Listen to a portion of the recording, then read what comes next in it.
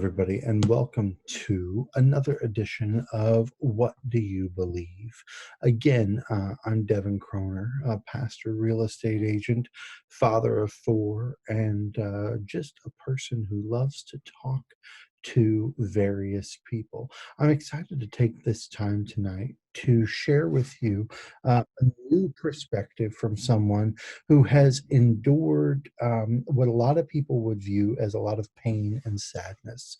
We're going to be talking about a subject that could be very touching for some people. It could be triggering, but we're going to be talking about abuse. And so, hold on here. Okay, can you hear me? There you are. I can hear you. And so for those of you that maybe could be triggered by something that is more emotionally complex or damaging, we want to warn you now. We're not going to get too graphic and into the details of it specifically, but we want to talk about just abuse in general, how it affects people. Serenity is going to tell her story a little bit. But first of all, thank you for joining me. Take a moment and introduce yourself and who you are, if you would. Hi, I'm Elaine. I am a domestic violence survivor of about a year and a half now. I've been out of the situation. I was in the relationship for 4 years. I'm not really sure. I am currently a single mom of two, and I am an NKU student. I graduate this fall. I'm not really sure what else to know about me. So, anytime that that you're talking about a situation where there's abuse involved, relationship involved, I mean, obviously nobody goes into a relationship expecting that. So talk, if you will, about kind of the start and how things started off, and what were some of maybe the early warning signs or things that started making you thinking there might have been an issue, or was there anything initially? Yeah, there were signs. I don't think I really wanted to notice them, I guess.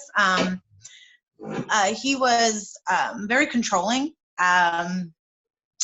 very possessive. I couldn't wear makeup. I couldn't do my hair. I couldn't wear certain clothing. He had to pick out clothing to make sure, like, he felt like if it was appropriate enough. I couldn't look at, like, I rode the bus at the time. Like, now I have a car, but I rode the bus at the time. If I looked at a guy, I automatically was doing things with him, even if I never met him in my life. It was just very alarming things.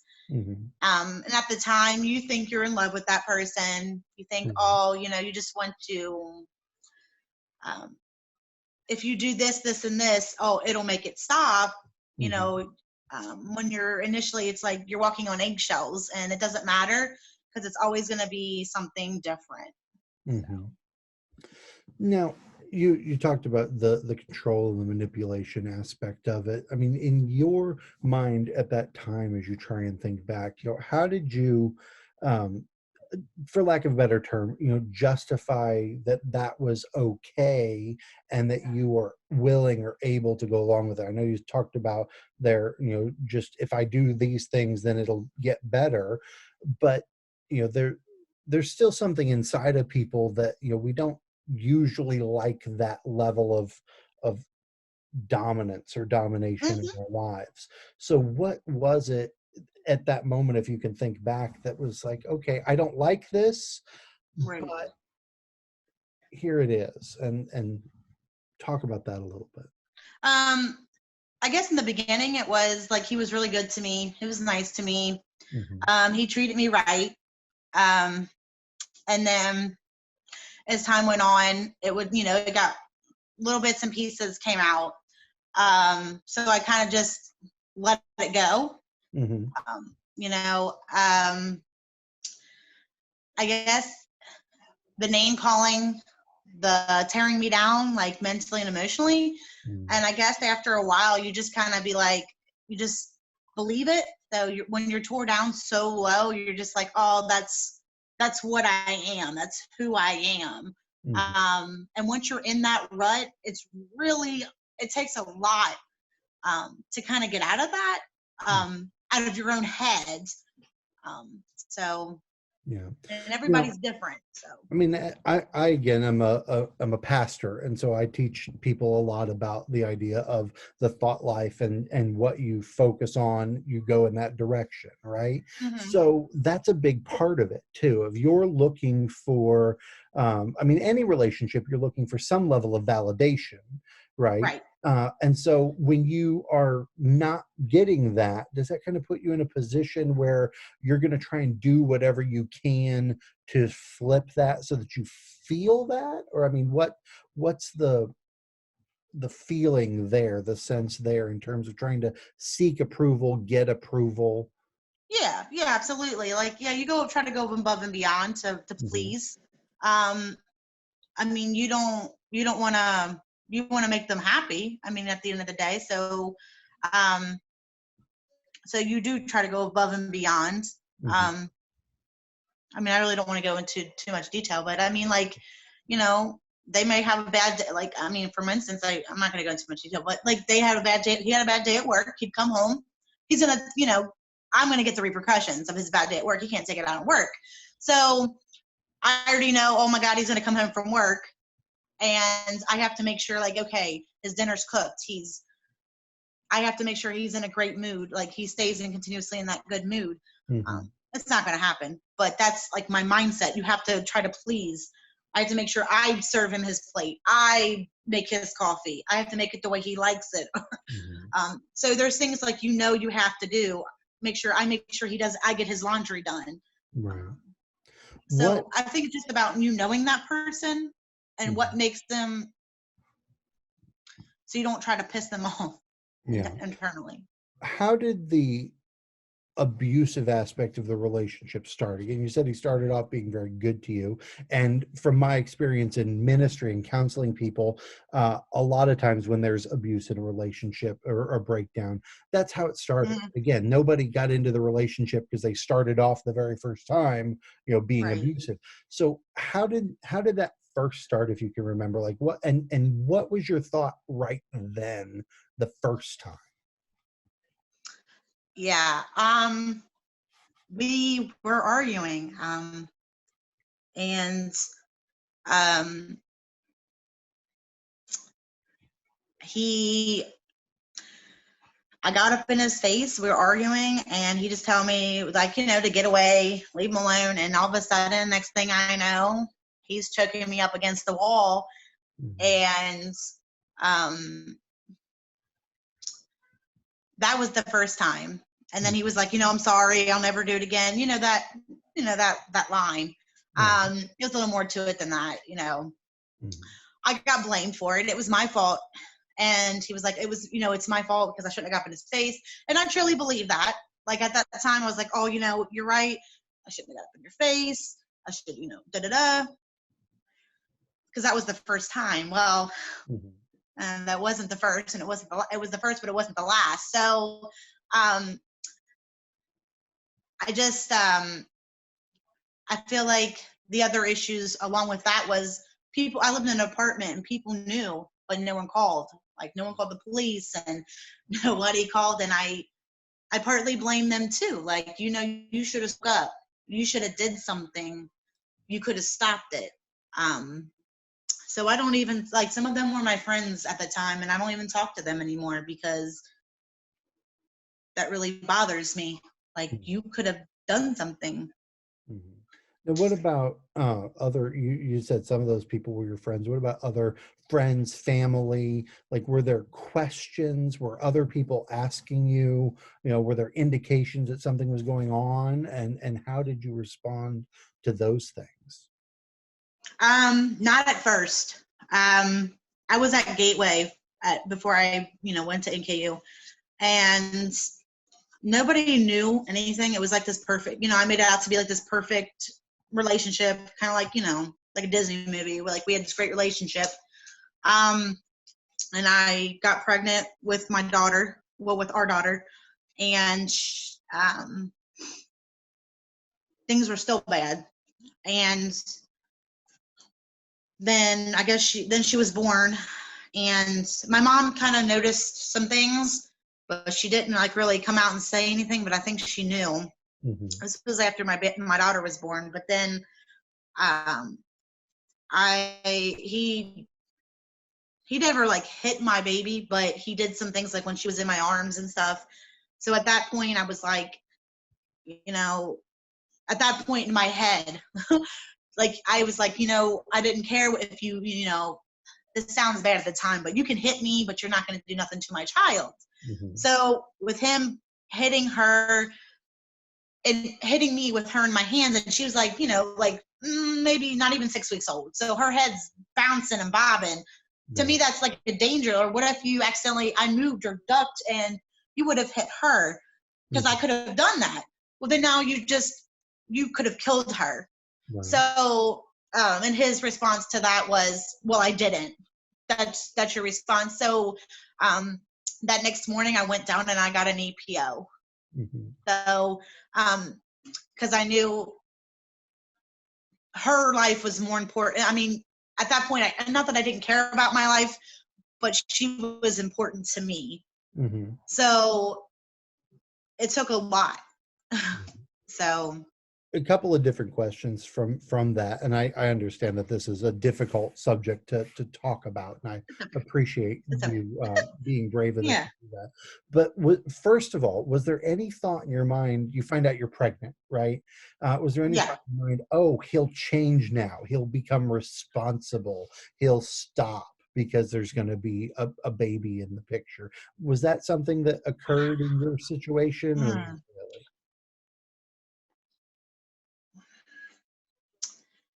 I'm going to say yes and no to that question. Like an abusive situation, when it was good, it was good. And when it was bad, it was bad.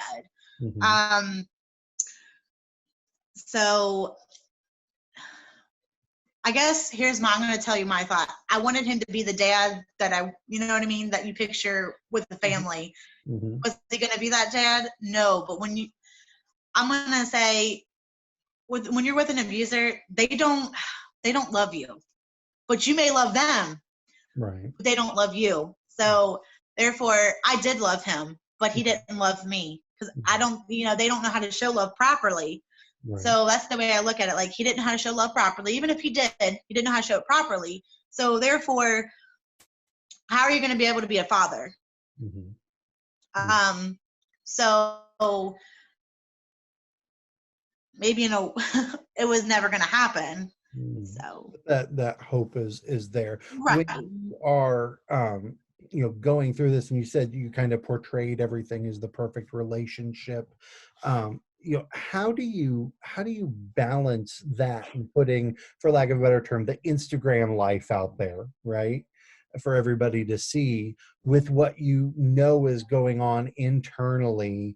Like, was there ever a time where you just wanted to put it all out there and tell everybody, or cry out for help, or and what would stop you from taking that step?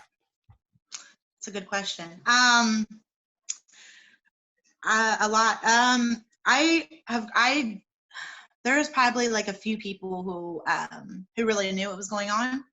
Um, None of them did anything. I'm going to be honest with you. Um, but at the time, like I talked to them, like I would vent to them. The neighbor, like she knew, but I had like I'm still best friends with one of my friends about it, but she knew, but she didn't know the extent. Like, if they knew, they didn't know the extent. I Mhm. don't know if that makes sense. Like, Mhm. they didn't know how bad it was. Like, oh, maybe he called me names, or Right. maybe he wouldn't let me hang out with my friends, but he didn't know. They didn't know like how bad it really was here. Mhm. Well, Um, a lot of times there's an so aspect of people, everybody has difficulties in their relationships at times, right? mhm, And so, you might look at something and say, oh, they're going through a spat. Uh, right, but a lot of times people don't see the things that happen behind the closed doors, especially right, when you're portraying that everything's okay to the best of Mhm. your abilities. And so talk about from that standpoint, like what are some of the things you did actively to hide the fact that there was abuse going on? Um, I mean, I'd post like normal family pictures. I wouldn't really like I'd act like everything was great, like on Facebook. I'd be like, "Oh, my love, my, he's the great dad." I really wouldn't like if I was around my mom, I wouldn't even tell her anything. I Mhm. really wouldn't talk bad about him or anything like that for real. Um, uh, like like if he bought me something, I'd make sure like everybody knew to Mhm. make sure like everybody thought he was this fantastic guy. Like, oh, look what he got me. Like, Mhm. um, I just I don't know.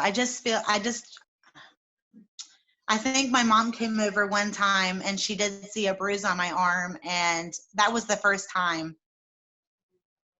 that like anybody's seen that stuff. And I think I lied and said I mean, it was a stupid lie. Like, I mean, she knew better. Like, I was like, oh, I ran into a cabinet. And it was like the stupidest lie. Like, she knew better. She's not, you know what I mean? Anybody would have known better because I don't have cabinets that would have reached up that high. But um, I just, I didn't really know what to say or what to do. And then after that, at that point, I think she kind of figured and had like an idea, like, oh, so there's something going on here. And Right. after that point, I told him, like, you can't be putting bruises on me. Like, I don't want people to know, like, da da da da da. And I was trying to explain to him, like, so. Mhm. Does it become easier over time to lie to others and yourself about the extent of what's going on just because you're in it and you think that you're in love, or is there always a tension or a struggle that's going on of this is not right? I think it's both. I think it becomes a sense of normalcy. Mhm. Um, like, and you know it's not right. You know it's not okay, but you're willing to, like, in a sense, put up with it Mhm. because you think you're in love. And you feel less,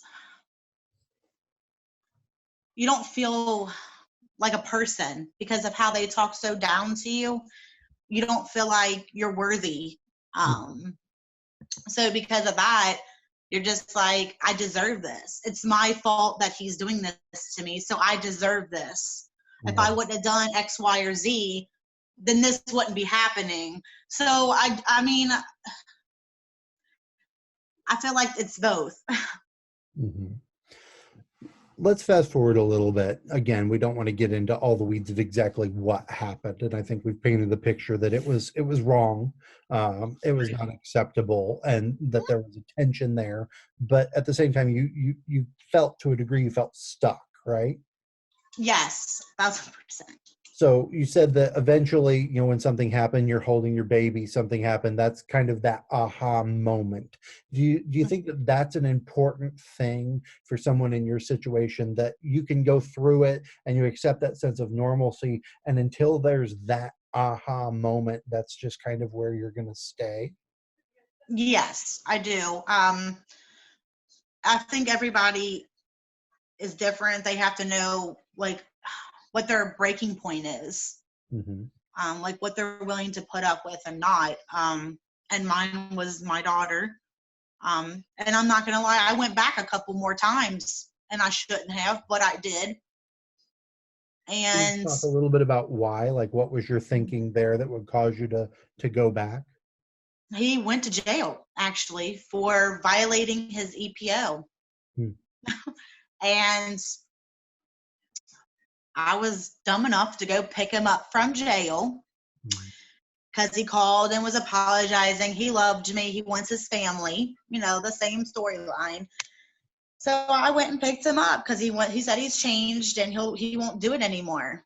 Hmm. Well, we all know that was a lie.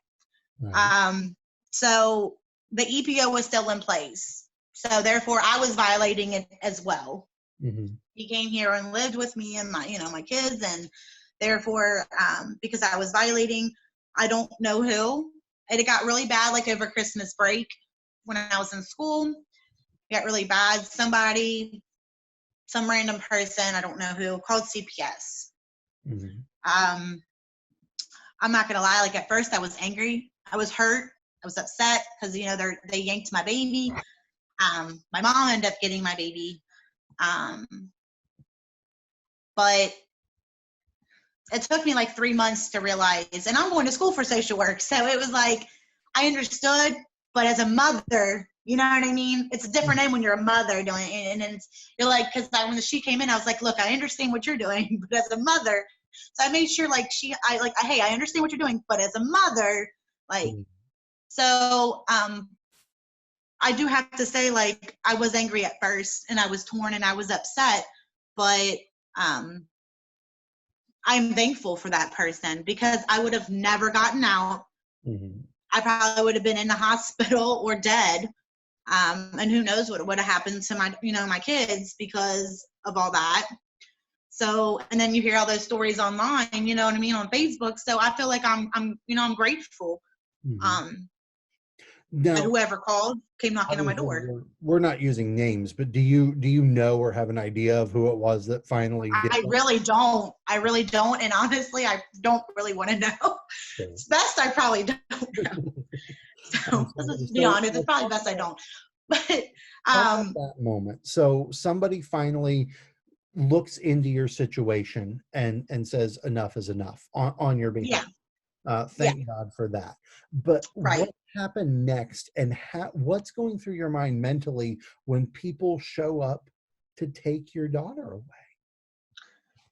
Oh my God, a whole lot. Because I'm in school. I'm on a full ride scholarship to NKU. So not only did I lose my baby, I lost my full ride scholarship. Mm, I had to drop out. I had to. I feel like my life just went from way up here to like it just bombed, and mm, um, I just felt like I was everything. I just lost everything. mm, Um, I cried for like 3 weeks, not like straight. I cried for like probably 2 or 3 weeks straight, and then I got off my butt and did everything I needed to do. Started doing stuff, and then I was going to women's crisis, mhm, and then I was looking up stuff on women helping women, and they have a support group for domestic violence victims, mhm, and I started going to that because it's once a week. Women's Crisis has a self-care group, but I thought in my head, well, I'm not ready for a self-care group because I felt as though self-care is for like after you're like after, you know what I mean, after you're getting over, not going back and stuff like that, to take care of yourself. mhm, And I wasn't there yet. So I went to that support group, and there was so many women in that support group. There was times that whole table was filled. So it made me feel good. Like, you know what? I felt like because I was isolated. I'm right. not the only one, there's 10 or 15, or sometimes there'll be 5, but I have other women to talk to. Yeah. So that was good. And I went to that. And then on my own, I went to a class that talks about how like it affects children, Mhm, that they have a class for that, mhm. which was helpful as well And for obviously me. you had an infant, so your daughter was very young. But I mean, talk about maybe some of the revelations that you had from going to those classes. And you talked about realizing you weren't alone, and that's a big Right. part of it. And again, I teach in my church, isolation leads to defeat. But what were some other revelations you had through this time as you're doing this work? I learned like that not only am like I had to learn to love myself again. And I think that was like one of the hardest things for Mhm, me. Because, I had a good social worker, and she honestly was like, that was like the big issue with me. Mhm. Because they don't want you going back, but Right. you have to love yourself and know what you like, what you deserve and what you want. Mhm. So I started doing a journal on my own of something like I loved about myself, or something new I did different that I could do. Something that, because he took away a lot from me. Mhm. So it was, I don't know, I got to wear a tank top today, or I did my makeup today. Um, and then I do put a feeling, and then I started putting feelings with it. Like, I feel happy today, or I got to walk to the grocery store, things like I never got to do. And after a while, it got to be like a paragraph. At first, it was like, it was so hard for me to write something Mhm. that I loved about myself, or that, I got to do, or something. But, and then eventually I just stopped because I didn't need it anymore. Mhm. But that was so helpful to realize, man, like, I feel like I'm the bomb. Like, now I feel like I'm the bomb. But it took me a long time to get there. And sometimes, like, everybody's different. Sometimes it takes someone 2 years. Sometimes it takes someone 1 year. And sometimes it took me, I'm going to say, like, 4 months to feel like this. But everybody's different. Mhm. And I think I'm very resilient. Um, and I'm very proud of myself. But just because I took me 4 months to get where I'm at doesn't mean that it's just because it takes someone else 2 years does not make you any less. Right. So like, I want to make sure that's known as well. Like, Absolutely. Yeah. That's huge. There's no specific timeline, right? There's no guidebook that says you have to right, accomplish this by this date into your right. situation. You're your own. The way I look at, you're your own guideline. Like, you're your own time frame. Mhm. How do you now, as a mother, how do you deal with this? Like, are there flashbacks? Are there episodes? Do you have moments where you just struggle and break down, or is that not really a thing for you? Because I know that is Mm-hmm. for some people. And how do you deal with that as a single parent, um, Mm-hmm. with in terms of dealing with your daughter? Um, at first it was like noises, like noises would um like, rather be outside my apartment, and I'd geek about my door, like someone just randomly knocking on my door, like I'd freak out because I Mm. wasn't expecting someone to knock, or like a loud noise outside, like I'd hurry up and try to look out the window. um for a while, he would terrorize me in his friend's car, like yell out the window and just drive by. So I geek, like every time I saw that color car, it's almost, I feel like I was like geeking over just looking every time I see a red car, like I'd geek, and I'd just be Mhm. like, and I'd be paranoid, like a paranoid person. And I discussed that in my group. Like, I don't like feeling paranoid. They said, it's okay. Like, you're probably going to feel like that forever, Mhm. but it's okay. Everybody's different. I don't feel paranoid anymore about the red car, but it took me a year, easy a year, to stop feeling paranoid about the red car. Um, Loud noises, yeah, they still get to me sometimes. I do still think back to, like, moments to where what he did, or what he said to me. Like, he used to call me fat, I think, all the time. That was one of the big things too. So when I look in the mirror, like, I always look at myself and think I'm fat. So that still sometimes resonates with me. What are some things you do now, continually? Like, just, you talked about the self-care aspect a little bit ago, but I Yeah. mean, to kind of keep your sanity, to keep yourself pressing forward, and also, along with that, what are some things that you do going forward, Mm-hmm. in whether it's an intimate relationship or just any kind of relationship, friendship, to put yourself in a position where you're able to trust but not be in a situation like this again? Um, I do have two friends. That's it. Um, And I stopped being friends with them because of, me being with him. And I just got, became friends with them again after the situation and all that had stopped. But to not be in the situation again, I had to write down a list of like what I want from an individual, or, any person, like what I want and like what I deserve, like what I'm worthy of. And that's what I look for. As being with somebody else, I know it's been a year and a half pretty much. I just can't see that happening. Mhm. I mean, I went to therapy, I've been through this, but I feel like they're still hurt. I kind of look at myself sometimes like damaged goods, Mhm. because he damaged me ultimately.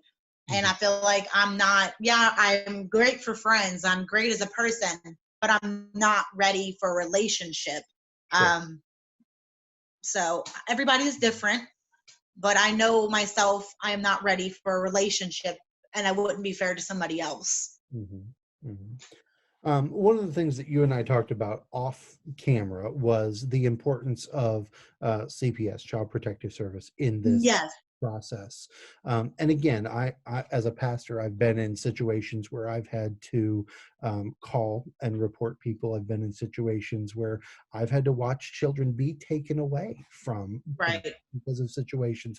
And I've been in situations where people have been in my office. It's not fair. They're investigating me. They're doing this, and they're asking me all these right, things. And I've been interviewed. What have you seen? What have you heard? There's a right. lot of different ends of the spectrum, if you will, of how Hmm. people view an organization like that. Right. But you're very passionate about what Yeah. they add in a Yeah. situation like this. Talk about that a little bit.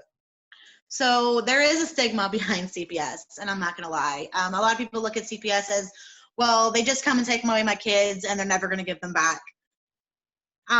And yeah, they might take away your kids. That's not necessarily going to happen. They will take away your kids in order to protect them, but sometimes they do just give a a plan, a safety plan, and they won't take away your kids. But I feel like you can get your children back. Mhm. You just got to follow the plan. Um, it was for me, CPS. If they didn't come knocking on my door, my child and I would have been in danger. Like we were already in danger. You know what I mean? Mhm. So people look at CPS is a great a great thing to have. They're there for the protection of the child. Um, I I my ultimate thing was to go into CPS. Mhm. That's what my scholarship was for, is to go into CPS. That part of me does still want to do that, but there's a lot of I want to do in social work. I'm not gonna lie to you, but I have a lot of routes. I want to change laws and stuff. So, but that is one of my big things. Like CPS does great things. Like they help you with so many resources to try to help. They want you to succeed. They want you to succeed as a parent. Um, help give you the tools, but it's ultimately up to you to do those things when they give you those tools to ultimate to Mhm. to do You those have to do the tools work. you know what I'm saying. Yeah. Sorry. You have to do the work. And again, I Yes. use what Yeah. I teach as ministry, that, in my belief as a Christian, right, there's the power that's available from God to help us in situations, but power Hmm. doesn't do anything if you don't plug into it. The Right. tools don't do anything if you don't use them, right? Right. Absolutely.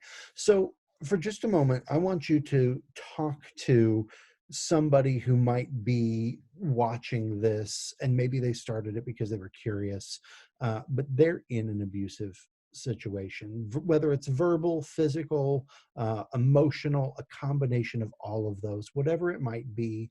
And they know on the inside something is not right about this, but they've bought into the lies. They've started to Right. believe, that they're not worth anything, that they'll never make it on their own, whatever it might be.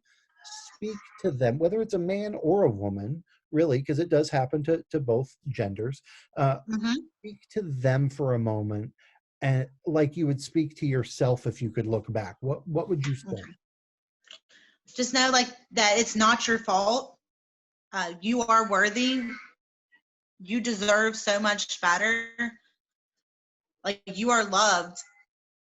Um, just know like that there are people out there to help you. There are resources. Um, and I understand it's not easy to get out. I completely understand. Um, but when you walk out of that house to go to the store, just that one simple person that when you're out of that car, if he's in the car, he or she's in the car, Hmm. tell that person at the counter, those little things, those little simple things can help you. Hmm. Um, just know like you're not alone.